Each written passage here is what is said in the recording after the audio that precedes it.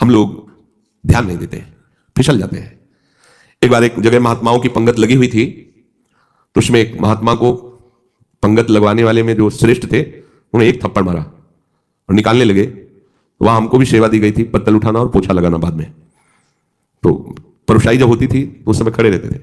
तत्काल में हमने कहा आपने क्यों थप्पड़ मारा?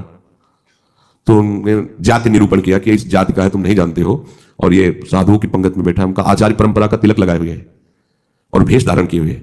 आप आचार्य परंपरा की प्रधानता रखते हैं या जाति की प्रधानता रखते हैं?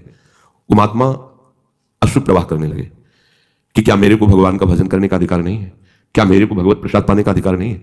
जब हमें गुरु ने वस्त्र दिया है, भेष दिया है, तो हम संतों की सभा में उन्हीं की आज्ञा से बैठे हैं।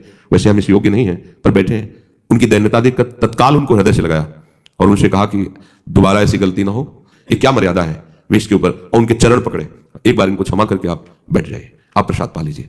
उस समय भागवती का आवेश में बोले, उनकी सामर्थ्य नहीं हुई दोबारा उनको, वो प्रसाद पा के निकले, मन में ठान लिया कि झोला उठाओ और भागो यहां से।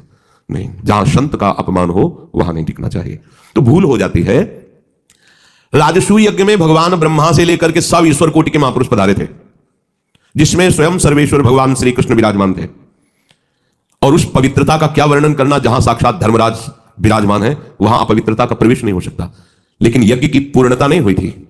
यज्ञ की पूर्णता सुपच वाल्मीकि के चरण धोकर रसोई में पवाने से हुई थी। स्वयं भगवान श्री कृष्ण चंद्र जी ने ऐसा आदेश किया था, जिन्होंने स्वयं गीता जी में कहा चातुर्वर्णम मया सृष्टा गुण कर्म विभागशः।